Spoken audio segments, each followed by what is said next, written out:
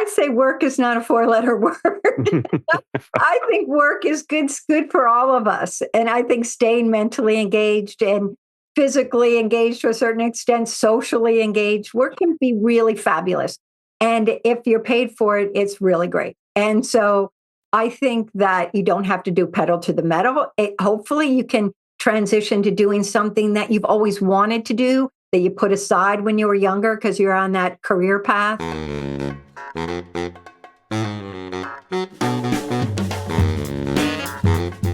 Hey, dear listeners, we need to let you know that Kevin and Stephanie offer investment advice through Private Advisor Group, which is a federally registered investment advisor. The opinions voiced in this podcast are for general information only and are not intended to provide specific advice or recommendations to any individual. To determine which strategies or investments may be suitable for you, consult the appropriate qualified professional prior to making a decision. Now let's get on with the show.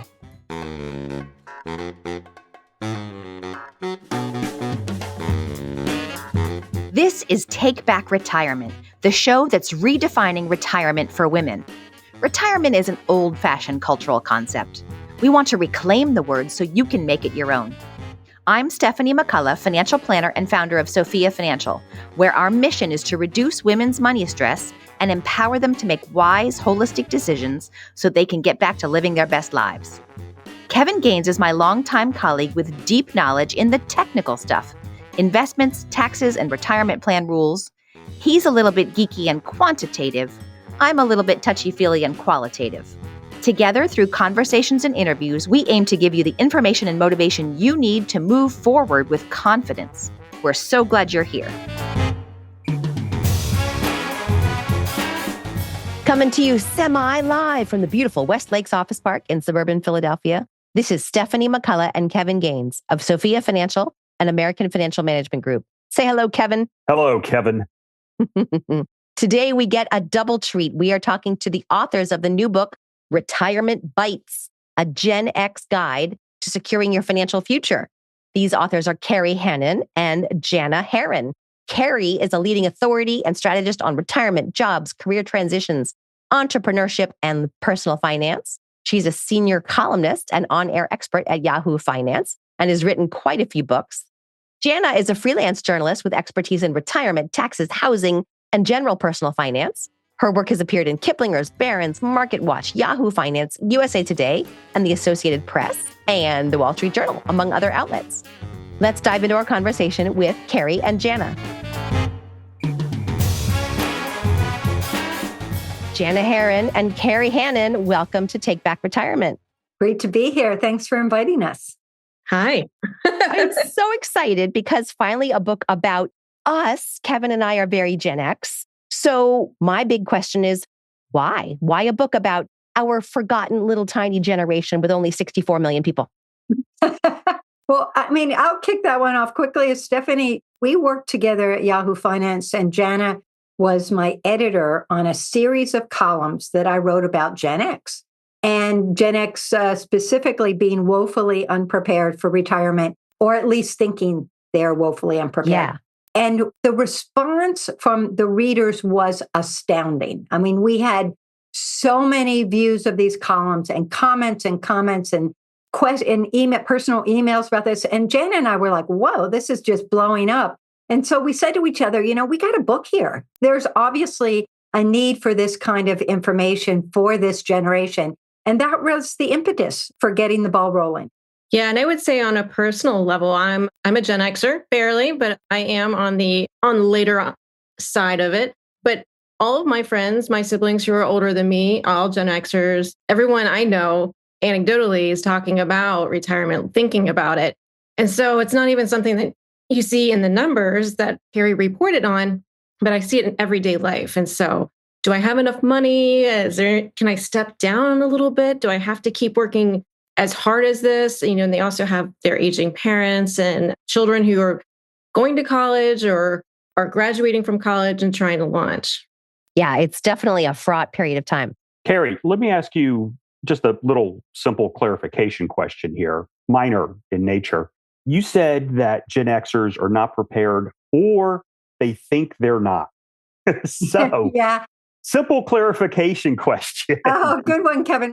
There's this perception that maybe it's the malaise of the generation that is always a little bit worried, a little anxious and concerned that things really they're not really ready. And I mean, Janna can probably speak to that a bit more, but there is this sense of angst that even if they do have enough saved, they think that they don't because they feel like maybe they don't know enough or whatever. Now, I will say the study after study does show that a vast majority of Gen Xers are a bit unprepared in terms of having the enough. But what is enough? So that becomes that whole question because it's different for everybody. So this magic number, which Janna did a fantastic job writing about the magic number, and we can talk about that later, but it's different for all of us.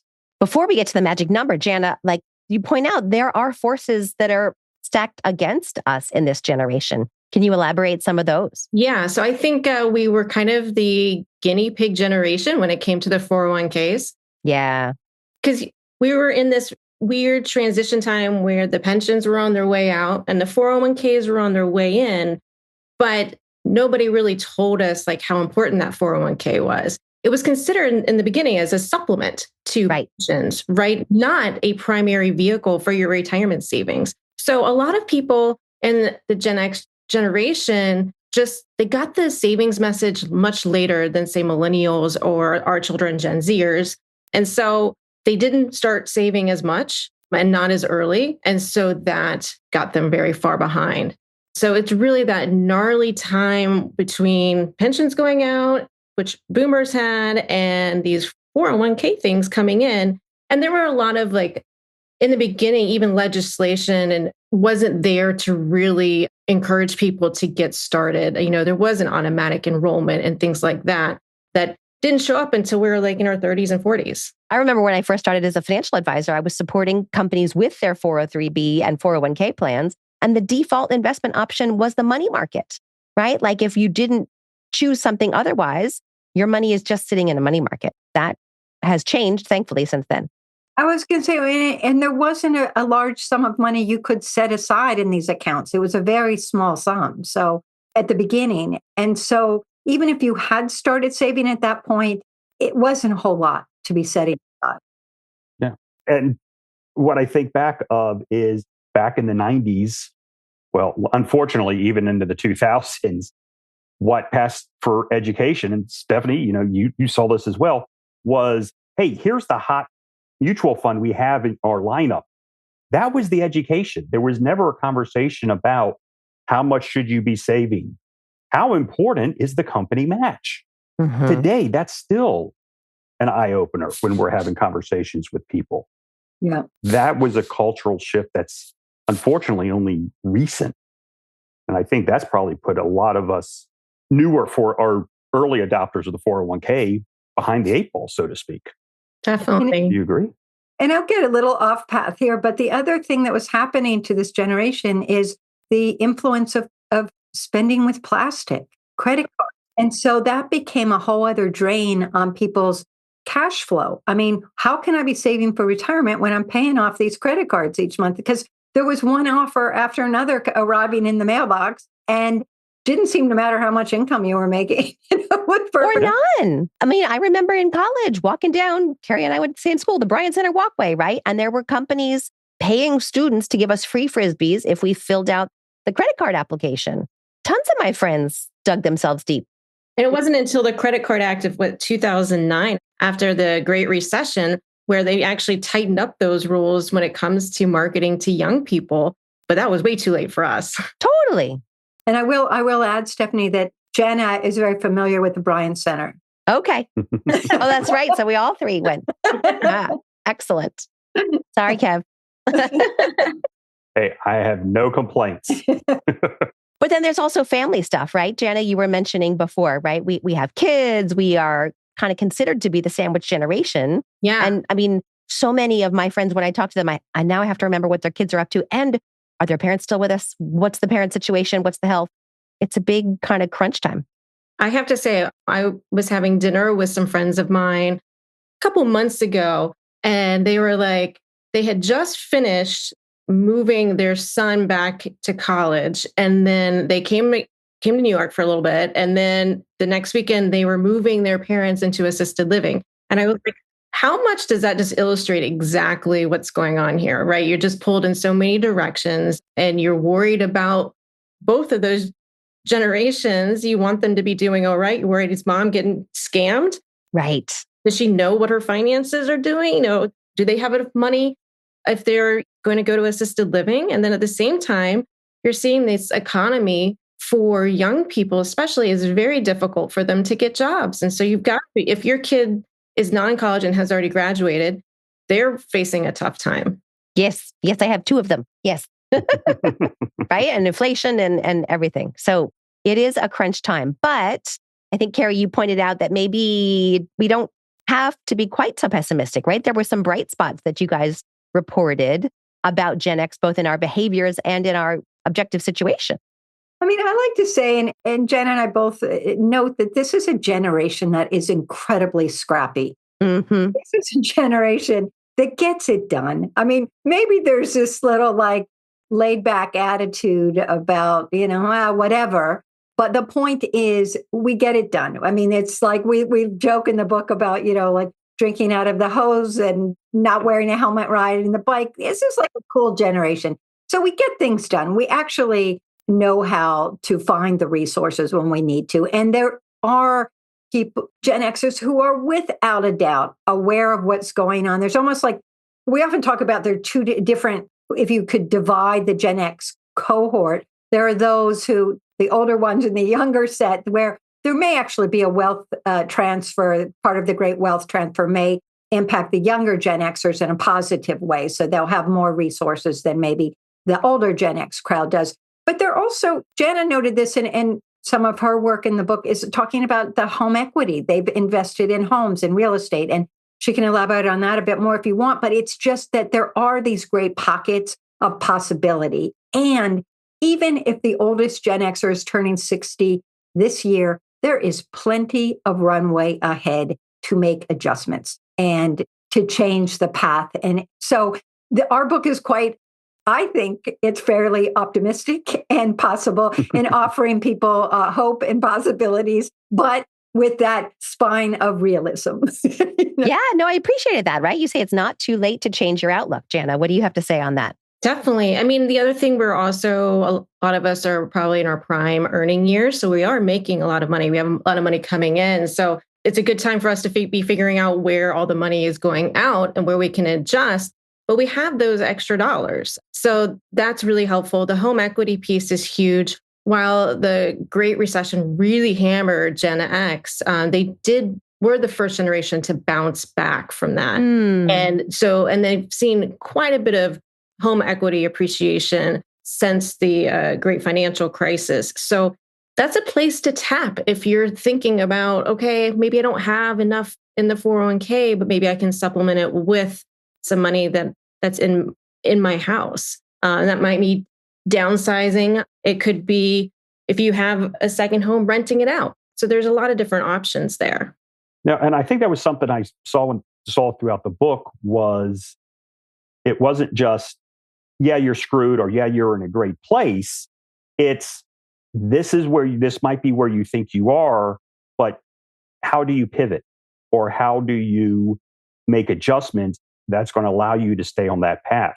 Please talk about that a little more. I think that's a good point, Kevin. And the other related to that is the fact that, yeah, a lot of times at this stage, you haven't really looked at, pulled the covers back and said, so what do I really have here? Like Janna mentioned the home equity piece, but there may be other kinds of investments, other assets that aren't that specific, that employer provided retirement plan. There's more to what your whole wealth is and what you have growing for you and working towards you. And I'll just shift to Janna, just because I know you talk about this really nicely, is the idea of lifestyle creep and the importance of that. So Janna, if I'll let you rock it off on that one. Yeah, well, because I see it in my everyday, right? It's like, we're making a lot more money. Okay, so we're a little looser when we go out to eat and here and there, and that adds up and you kind of forget. And so maybe you had done a budget, but maybe it's been a couple years of like really looking at where you're spending your money. And so I really think that if you just take a fine tooth comb, look at where your money's going, you're probably going to find some places where you can redirect that into your retirement savings. And remember, you have catch up. A lot of us have catch up contributions that we can do now too. So we can supercharge those savings. And the other thing that Kerry likes to point out is, you know what? Maybe your work life looks a little bit different as you age. Maybe you don't just stop retiring. And just those extra years of having some income can make a huge difference on your retirement preparation. Well, and we're not saying that everyone has to go off and live on rice and beans, right? No. One of my favorite chapters is the one where you talk about really getting clear on what you want in life, right? Like coming up with a vision for your retirement. Kerry, why do you think this is so important? Well, I'm all about having dreams to get there, right? If you don't know what you're saving for, it's super hard to get excited about doing it or having the discipline to do it. So, and I think women in particular, and I don't know whether this is being very slicing up the gender, but the women I know really like saving for something. It has to have a picture to it. So I encourage people to have vision boards or to make a list, dream a little bit, put a list on your refrigerator. What is it, the things in life that you want to be sure you don't miss out on? What would really be something that you regret if you weren't able to do it? Okay, so it's this. Now, so I know I need to start saving, and maybe break it into buckets. This fund is going to be for this is going to be for that. But I think it's a great way to get excited about saving is to know what it's for. That's huge. And being able to think back, well, when I do step away from the workplace, what do I want my ideal day to look like or my ideal week? And these are things that it's sort of hard to think about. But if you just let yourself go a little bit, have some fun with this. Nobody's looking at it but you. So that's sort of a message we like to get through in this book. Yeah, I love that you said you're going to have a vision, which it will morph over time. It's okay if these things are guesses. Kevin and I just got the chance to interview Carl Richards, which will be up soon. And he talks about like the planning is guessing, and that's okay. What do you think, Janna, about future vision? Oh, well, my husband and I, so quarterly, we have a little financial summit together, and we talk about like the things that we are saving up for and what we're seeing in retirement. Our son is a sophomore in high school, so he's going to be off to college soon. And we are very much into getting a teardrop camper and going across the country to different national parks. And we actually have a little savings account for that teardrop camper. So like, it's fun to like get together, and we'll get together and we'll look at all the teardrop campers that we have been keeping an eye on. We're like, do you like this one? Do you like that one? And we'll look at our little savings fund and go, look how much closer we are to that. And it makes it exciting. Like it makes it tangible. Yeah. You're saving not just to save. So, Janna, this kind of leads us towards something we touched on earlier, this mythical number that retirement product providers love to talk about. And, Stephanie and I did a whole episode about this, and it was basically, your number is going to be whatever your number is, but if you don't know what you're going to do you really need to save $1 million? Maybe you need 10 million. Maybe you need 100,000. But if you're not thinking of, to Kerry's point, what you're saving for, why do it? I know you have a lot of thoughts about this. Yeah. So I think that a lot of the financial planners I talked to said their biggest thing they see people don't really know. They don't know how much money they spend now. Oh, yes. And that informs you what your lifestyle is like, right? And so if you want to keep that lifestyle, well, how much you spend informs that. So, but that's something like I keep coming back. You don't know how much money is going out the door. So that's one of the... I'm going to interrupt you for one sec, right? Like, no shade. We're all in that situation, especially back to the plastic when money is invisible, right? Like we just kind of wave our watch at things and then money goes out the door. It's really easy to not know. Yeah, especially if you're meeting your bills and all that stuff and you're just like, okay, well, I'm not exactly sure how much I spend each month. And it really, you should like, when you sit down and you count it out, you're like, oh, okay, that is my lifestyle. Okay.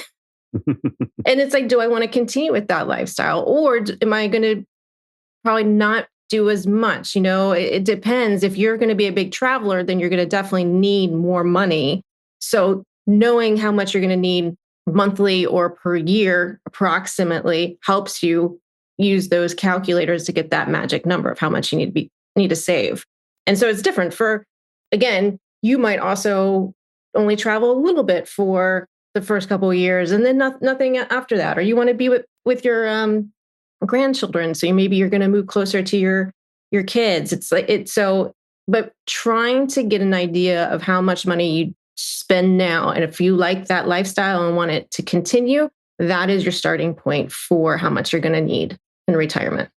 And then you're going to have to also, take into account as you go a little deeper down that rabbit hole is there longevity in your family? I mean, that's like the real crystal ball. How long are you going to live? I mean, some of us don't really need to really pass a lot of money down to the next generation. Right.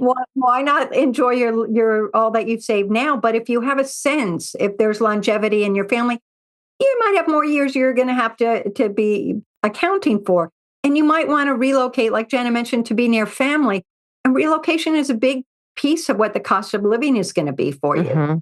That can change. Or if you've paid the mortgage off on your house before you've retired, that's another big thing. So, and again, also to allude to what Janna mentioned earlier about phasing into a retirement life. So continuing to work. So do you think you're going to keep burning in some income so that you don't have to tap those retirement accounts too soon, or you can let the money keep growing? Can you push back Social Security to age 70? Some of these things that working a bit longer can really make that a possibility for you to do. So there's lots to investigate to come up with that magic number. And as Janna said, start with your lifestyle, but then you can pivot down these other little channels and see how that's going to work towards what that number might be. Well, I so appreciated that you had a whole chapter on working longer, because I think this kind of idea that's stuck in our brains that retirement is at 65. I have to tell people, well, full retirement for us is 67 from Social Security standpoint, but we're still stuck on 65, even when our life expectancy has gotten so much longer. So all the hindrances that especially Gen X maybe has had to save for retirement, and then we're expecting that pot to last longer. Kerry, I know you've written a lot about kind of working in your later years and reinventing. What are your thoughts on what if a listener's like, oh gosh, now you're telling me I have to work longer? What's your response? But see, I say work is not a 4-letter word. I think work is good for all of us. And I think staying mentally engaged and physically engaged to a certain extent, socially engaged, work can be really fabulous. And if you're paid for it, it's really great. And so I think that you don't have to do pedal to the metal. Hopefully you can transition to doing something that you've always wanted to do, that you put aside when you were younger because you're on that career path. Or maybe you love what you do right now. And I think for a lot of knowledge workers, which we are predominantly now, it's not about retiring because your job is physically hard. I think people get turned off on work because they get burned out. They're mentally bored, or they're just not engaged anymore. So this is a time in life, if you think that you want to have work part of your retirement life, at least in the early stages, you need to plan ahead for that. You need to start thinking a couple of years ahead. Okay, so what is it that I might want to do? And kind of watch people who are doing those things, apprentice, moonlight, whatever it might be, to kind of volunteer, get a taste of it. Like, would that be fun to do? Okay, so I do think it's dreamy now. What skills do I need to have in order to do that? And this is where you can add in some new skills. You can keep yourself moving in that direction. If it's a new area, if it's still in your same field and you actually love your field, you're just you want to consult or you want to step down slightly, by all means, don't stop learning. It's absolutely critical that you keep your skills sharp, because things are moving too quickly to just stay where you are. So I think, and also I'm a huge fan of learning and education. So I think once you learn new things, your whole life, your brain turns on everything. It impacts everything you do. So I think work can be a super positive thing. And it's a matter of looking at it as something that adds to your life, not something that sucks away from your life. I like that perspective. And Janna, since we're the cynical Gen Xers, right? Like there is ageism in the world, and we can't always work in a chosen field as long as maybe we had planned on. But what do you think about kind of having those other ideas in your back pocket or planting the seeds for other options ahead of time? Well, from actual personal experience, I was laid off earlier this year. Oh, no. Oh, And so I wasn't really expecting that. And so I had to do kind of like, I mean, Kerry was like my second phone call, and she's just like, "Oh, this is great for you. You have so many things that you can do." And she was like my personal career coach. So yeah, I spent some time just freelancing and figuring out what am I going to do. I got this great opportunity that I'm doing now at the Wall Street Journal, working in the audio department, doing podcast work. Cool. oh, wow. Not in front of the mic, but behind the mic, or not behind the mic, behind those, whatever it is. Anyway, as a supervising producer. And so I'm learning these new skills, which again, that was going to probably help me as I figure out what's next. And just having that extra skill set means that, okay, if the job market changes, maybe I can change a little bit with it. I do have to say that I am looking forward to when I get to a point where I can work a little bit less or not do or maybe even transition to something completely different. It sounds fun. I think it sounds dreamy. I'm like a very creative person. So I'm like, well, maybe I'll do something it has to do with my hands or something like that. And, I see this guy when I go running who is giving out cards and he refinishes furniture. And I'm always like, that sounds so cool. Maybe I could learn how to do that. You could go apprentice with him a little bit. Get a taste of it. He looks like he's like in retirement age. And there he is giving out his cards. And then I was like, oh, that sounds like it's so much fun. But you know what else is so cool about what Janna has done you two is Kevin and Stephanie, the thing about it is Janna, when she started doing this new project, was like, it's a little scary and I'm working really hard. And I'm like, oh, that's even better, because like being a little scared, it's the adrenaline rush and the kind of the excitement of learning new things. And not only is she teeing herself up for future possible job opportunities that are on a different stage than where she was, it takes her to a new place. But I'm telling you, within a week or two of her starting this, Janna's whole attitude, like all of a sudden she would write. Okay, she is Gen X, so she wasn't like bubbly. But she was definitely upbeat. And so I think it's really good for any of us to be reminded of it's okay to try new things, to be a little scared, maybe make some mistakes, but it's all part of the process. I was exhausted for like the first couple of weeks. All that new learning and like showing up. Sure. And I think that's an interesting point to make right now, because let me throw out some trendy terms that hopefully will get us better search results. But, there's a lot of conversation about AI right now and how that may or may not displace younger, older, middle career workers. I mean, the conversations are all over the place. Nobody knows nothing. But think about how what you're talking about here might help at least keep people calmer about this dreaded AI coming for their job.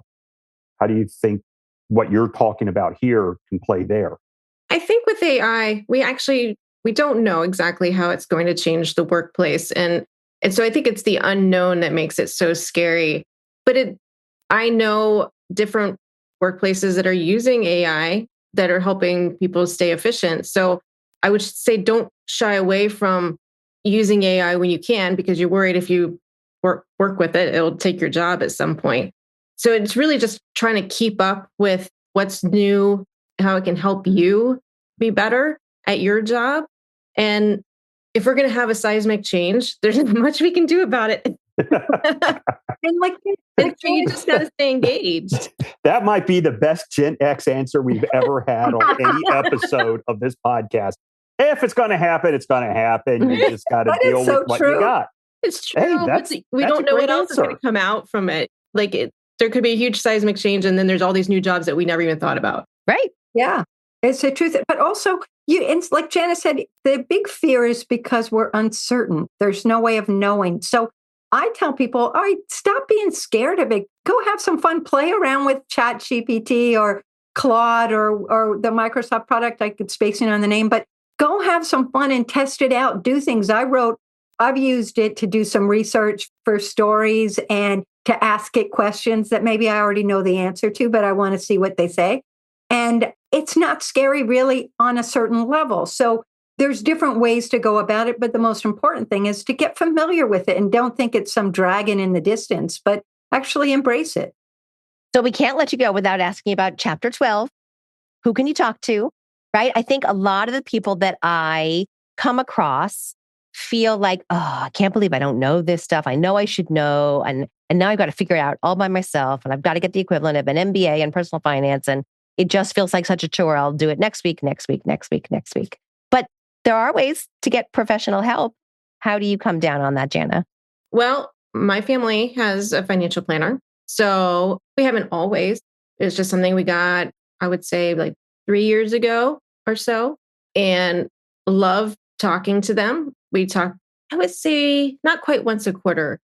And, my husband, he's also a business journalist. So we feel like we're pretty smart on this stuff. Yeah. But it's so nice to have somebody else who's really thinking about it and to the nitty gritty, because sometimes I don't want to. Right. And so they can tell us that you're on the right path. And when things happen like they did in April, where the market was just tanking, and they can offer perspective so that you don't get too scared and try to go all cash or something like that.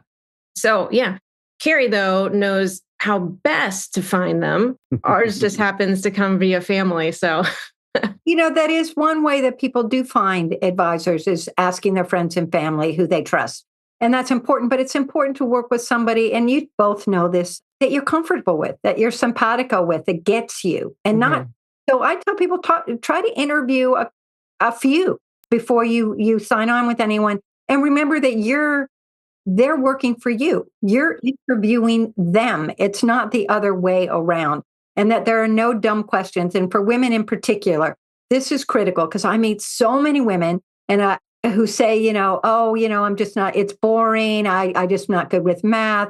I don't understand the language. Oh, stop it. It's like, just do it and ask those questions. And if somebody looks at you like it's a ridiculous question, or then you're not going to work with them. Exactly. Move along, find the next person. Not how it's going to work out. And so, and what Janna said, and there are great organizations people can turn to find advisors, the National Association of Personal Financial Advisors, there's the CFP board, there's Financial Planners Association. Who else do we have? Stephanie, you or Janna, are there others? I'm missing. There's some good, and you don't have to live in the same city. It doesn't, exactly. The beauty of it is now we can do these Zoom meetings. We can do them virtually.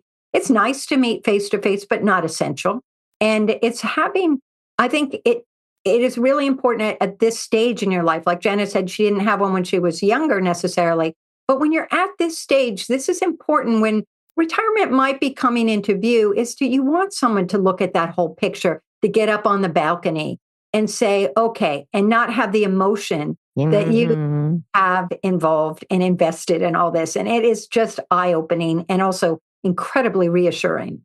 Yeah, just for like the tax loss harvesting and all that kind of stuff. I don't want to have to figure that out all by myself. And I would also say that it's really helpful when your parents have a financial planner too. Say more about that. Just because, if you have parents where one is doing most of the finances and something happens to them, the other one is going to be a little bit lost. And this happened in our family, and it was a little bit difficult, but we were able to set that family member up with a financial planner. And so now she's in a great spot. And so I learned from that, and I told my parents, you guys should have somebody.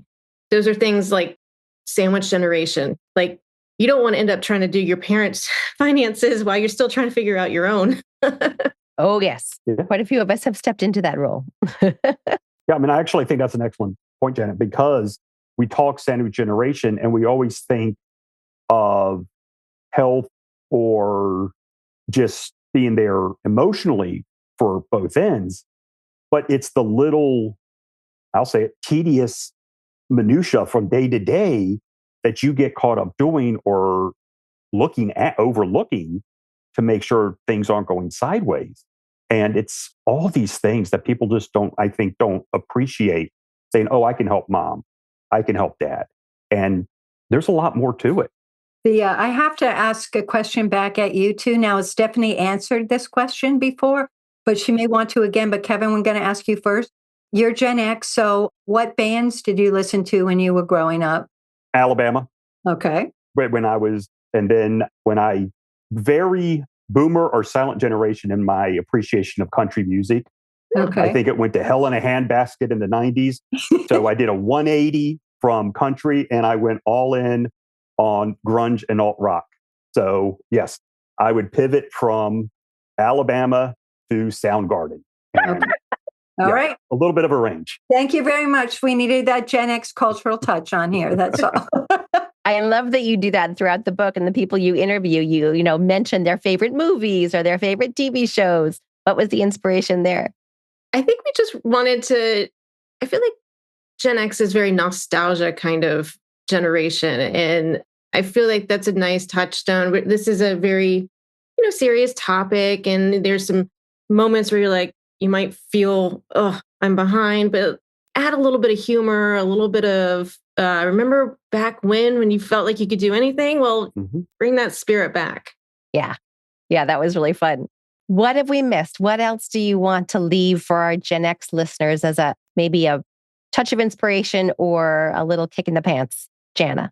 So my big one, this is one of the chapters I really learned the most and also just found it very interesting, was about healthcare. And not necessarily healthcare expenses when I'm retired, but this is the time when you can get your health together so that you have better health outcomes when you get older and save money that way. And I spoke to someone who was both a financial planner and a physician, Carolyn McClanahan. She's great. She's amazing. And she said, when in your 40s and your 50s, you're going to start to see health conditions crop up. And if you leave them unaddressed, then it can become a bigger problem. So like I got high blood pressure. If I didn't address it, which I have, but that could lead to heart failure and all these other things. And so it's really good. This is the time to really take your health seriously, because it's like kind of the last opportunity to get it on track for the rest of your life. Ooh, that's a good one. How about you, Kerry? Well, I mean, I just, to second what Janna said, I mean, I think most people don't realize that healthcare is going to be one of their major expenses in retirement. There's still this delusional idea that Medicare is going to cover a lot of their financial obligations during that time for healthcare. And it's not true. I mean, Fidelity comes out with that number every year that it's something like $165,000, if you retired at age 65 this year and more, that on average and that's just a lot. It's a lot. Yeah. And healthcare costs just keep going up. So we just don't know. So I think probably that is the single biggest message right there in terms of your finances. And then because I tend to be the dreamier part of this partnership, I think that you let yourself dream a little, have some fun, envision your future with all the great things that you want to be able to do in this life, and think about ways that you can make this happen. My dad used to always say to me, it's not how you can't do something, it's how you can do it. So and that's really what I like to leave people with. The idea is you can do it. Love it. That's a great thought. Janna and Kerry, thank you so much for being with us and sharing the information. We will be sure to link to the book and encourage everyone to get a copy. It's got great info, but also great perspective and optimism to it. Gen Xers, we can be optimistic about this. Thanks so much for being with us. Thank you. Thank you so much. Stephanie, I always like getting to have this conversation in these interviews and it's not you and I that have to say it. It's our guests that always say, one of the first things you need to figure out is what you want to do in retirement before you start freaking out that you don't have enough money or you got in the wrong places or you're not prepared or anything. Yeah. If you don't know what you want to do, how do you know if you have enough or you're not prepared? You don't know. Yeah, I really liked their chapter on vision and giving you permission to dream and be kind of optimistic about it. But then the next chapter, in actually doing the numbers, they want you to be a little cynical, a little conservative. So they kind of bring both sides of that balance before getting into the nitty gritty and the actual tools and the types of accounts. Like they do all those things too, right? But not before you actually look at the why. Right. And I love talking about the tools maybe more than anybody. But again, if you don't know what you're going to use them for, why are you worried about having them? Right. There was a quote where they said that the goal is saving for a rich life in all aspects. And then they said, think about it as saving for life, not saving for retirement. So what do you want your life to look like in that phase where maybe you're not going to work every day? So Stephanie, what do you think was your biggest takeaway or takeaways? Because I'm sure there's not just one. One of the things that I'd heard before, but that they bring up in the book a few times is the role that optimism and a positive outlook plays in actually successful outcomes. So if we fall too much into our Gen X natural cynicism and kind of negative view, that actually could work against us in this case. We are scrappy, we are resilient, we can figure things out. Everything is figure outable. We can do this. So having that positive outlook on aging, even if maybe there's more aches and pains than there used to be, or there's also great wisdom and great resources, not just financial, that we can call on to figure these things out. And I like that the book is out now because I think, the oldest Gen Xers are about to turn 60. This is the perfect time for our group, which, by the way, we're a small generation because they only gave us 15 years. Other generations have 20 years. They gave us 15 years. So it's not our fault we're smaller, but is a really good time for all Gen Xers to take a little time out from daily life, even if you're sandwiching and taking care of many people in different generations above and below you. You can dedicate a little time to yourself to do some thinking and planning for your own future. It will stand you in good stead. No, and I like what I think it was Janna who said, addressing your health, just paying attention to your health today in your 50s that's in its own way retirement planning, because if you nip it in the bud, so to speak, now, then it's not going to be a bigger and more expensive problem down the road. Yeah. Hopefully. Yeah.